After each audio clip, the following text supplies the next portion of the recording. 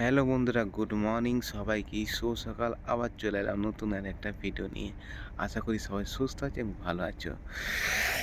আজকে সকালটা শুরু করলাম মাঠ থেকে। খামারে বসে আছি, রোদ পাচ্ছি, বিশাল ঠান্ডা আমাদের এদিকে, মানে একদম চরম প্রকৃতির ঠান্ডা। দেখতে পাচ্ছ কি অবস্থা। সকালে স্নান করে নিয়েছি আর জাস্ট কিছুক্ষণ আগে মাঠে এসেছি।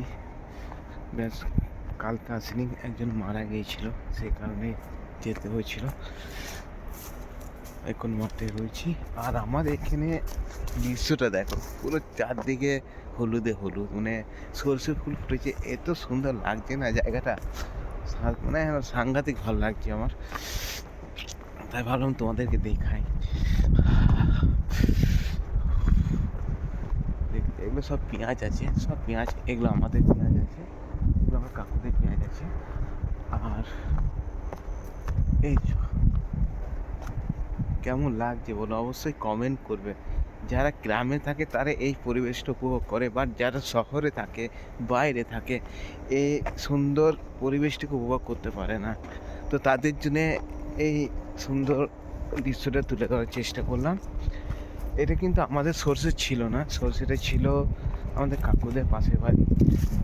আর আমাদের সোর্সে তোমাদেরকে দেখাচ্ছি, আরও উপরে আছে যেগুলো এখনও ভালোভাবে হয়নি, ফুটেনি, বাট যেটা ভালোভাবে আমাদের ফুটেছে সেটা এখন দেখাবো। এগুলো সব ঘুম আছে, ঘুম ভালো বেরোয়নি, প্যান্ট খুলে যাচ্ছে, কোমর ঢিলে হয়ে গেছে, মানে রোগ ধরলে অনেক কিছু হয় বলে না। এই দেখো, এগুলো এটাও আমাদের সরষে, কিন্তু এটা ভালো হয়নি, মানে এখন অবধি ফুটেনি ফুল সেভাবে, কিছুদিন পর ফুটবে।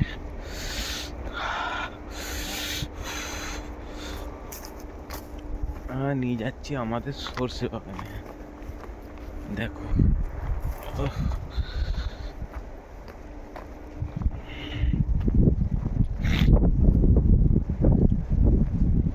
এটা আমরা সবজি বসাবো, চাষ করে দিয়ে রেখেছি, এটা সবজি বসাবো, এখনো বসানো হয়নি। এই হচ্ছে আমাদের সরষে, কেমন লাগছে বলো, আমাদের সরষে, এটা অসাধারণ লাগে, অসাধারণ, মানে কল্পনার বাইরে। তো চলো সঙ্গে থাকো, পাশে দেখো।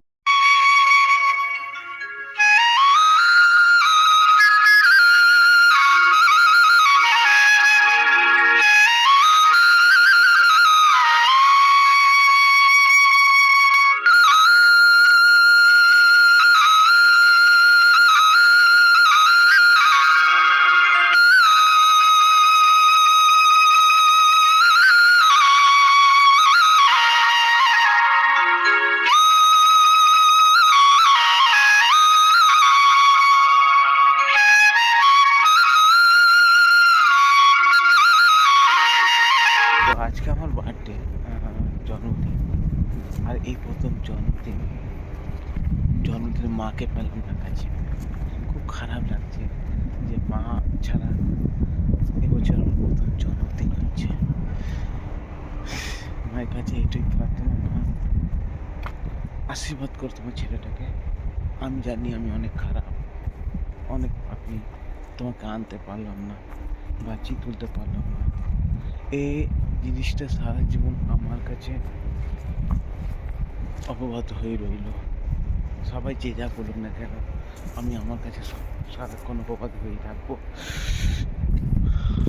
কিছু করতে পারলাম না আমি, আর জীবনেও পারলাম না, আর হয়তো পারবো না। মায়ের বাৎসরিক শ্রাদ্ধতে আর 1.5 মাস বাকি আছে। কীভাবে দেখতে দেখতে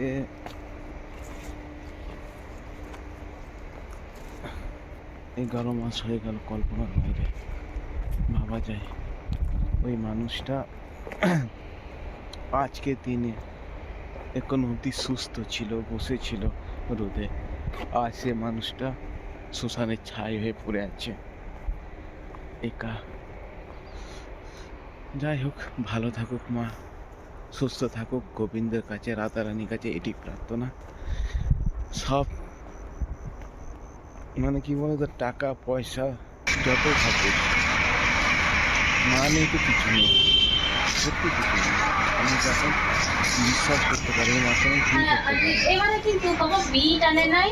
এই সকালে উঠে পুজো দেওয়া ব্যাপারটা, যে আমার জন্মদিনে পুজো দেওয়া, পায়েস করে দেওয়া, এইসব জিনিসগুলো হয়তো আর হবে না, জানি না কি হবে।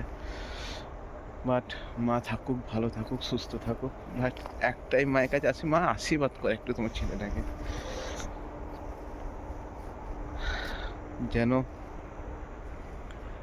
জীবনের শেষ শেষ পর তোমার আঁচলটুকু আবার ফিরে পাই, ব্যাস এইটুকুই, আর কিছু চাই না। আজকে মা নেই মানে কিছু নেই আমার কাছে, যেদিন কথা বলছি মানে কিছু নেই আমার কাছে। হয়তো মানুষটাকে কখনো ফিরেও পাবো না, কখনো না, সত্যিই পাবো না। কখনো কখনো স্বপ্নতে আসে মা, বেশ দুদিন আগেও এসেছিল, যেমন কথা হতো সেরকম কথা হলো, আবার মিলেই গেল চোখ খুলতে। জানি না, কিন্তু সত্যি কথা বলতে কি জানো তো, মা যা কষ্ট পাচ্ছিল না, হয়তো আমার কাছে অনেক কষ্ট লাগছে। মা মুক্তি পেয়েছে, যে মা যে কষ্টটা উপভোগ করছিল, যে ভালো হয়েছে যে মা মুক্তি পেয়েছে, যে মা আবার একটা নতুন জীবন পাক, সুন্দর জীবন পাক, কষ্ট না পাক। রাতারাতির কাছে এটুকুই প্রার্থনা করি যে প্রভু সব নিয়ে নাও, আমার জীবনটা নিয়ে নাও, আমার মাকে কষ্ট দাও না, যেখানে জন্ম দাও ভালো দাও। খুব ভালো ছিল আমার মা। জানি না ওই মানুষটাকে কখনো মৃত্যুর পরও দেখতে পাবো কি না, জানি না। আমি ঈশ্বরকে এটুকুই বলছি, যদি সাক্ষাৎ হয় মায়ের সাথে মৃত্যুর পর, যেটা সাক্ষাৎটা তাড়াতাড়ি হয়, যেন হ্যাঁ বলতে পারি আমার মা, সে বলতে আমার ছেলে আমার কাছে এসেছে, আমি বলতে আমার মাকে আমি ফিরে পেয়েছি। এই ব্যাপারটা এখন বুঝতে পারি, মা নেই মানে সত্যি কিচ্ছু কিচ্ছু না। অনেক মিস করি মাকে, দেখতে দেখতে কেমন ভাবে 11টা মাস পেরিয়ে গেল মা ছাড়া, মানে কল্পনার বাইরে। আজও মা মা করে ডাকি, যে মা দেয় না সারা, ডাকি কথা বলে না।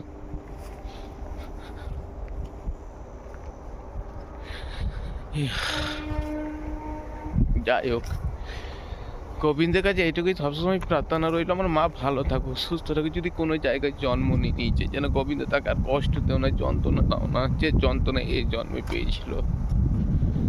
এইটুকু ভগবানের কাছে প্রার্থনা। আমার সর্বস্ব কেড়ে না, সর্বস্ব কেড়ে না।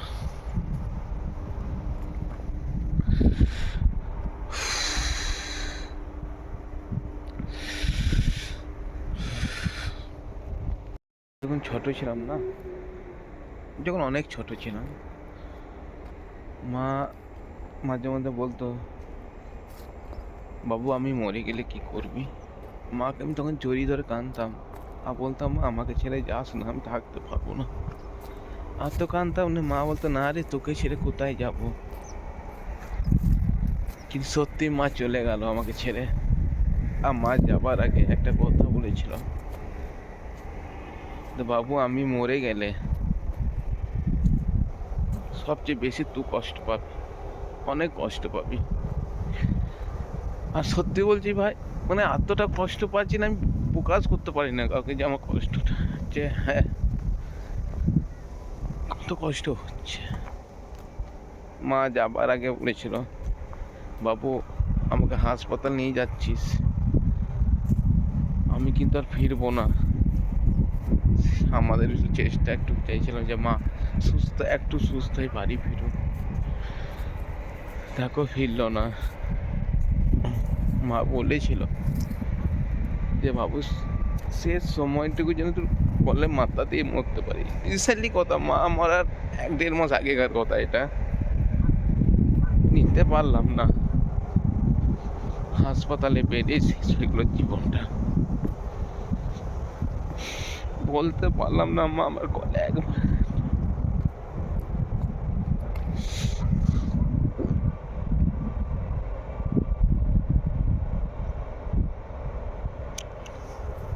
পারিনি আমি।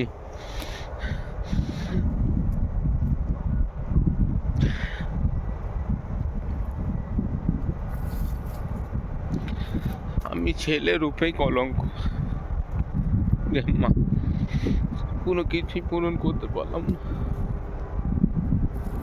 আজ ওই শ্মশানে রয়েছে আমার মা। প্রায়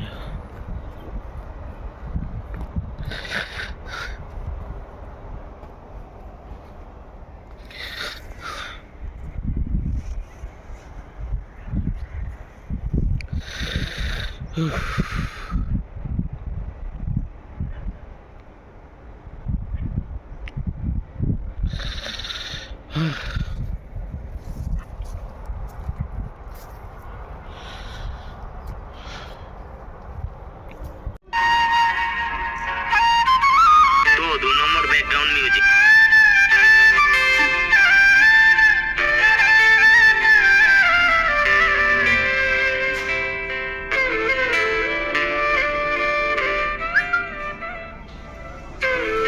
তিন নম্বর ব্যাকগ্রাউন্ড মিউজিক।